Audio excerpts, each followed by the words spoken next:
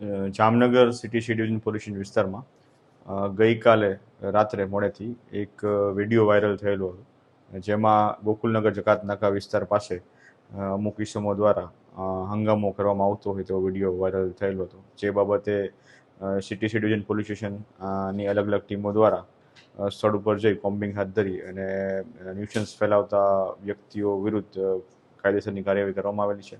અને સ્થળ પરથી અલગ અલગ 9 આરોપીઓ અને એક કાયદાના સંઘર્ષમાં આવેલો કિશોર મળી કુલ 10 વ્યક્તિઓને અટકાયતમાં લેવામાં આવેલા હતા.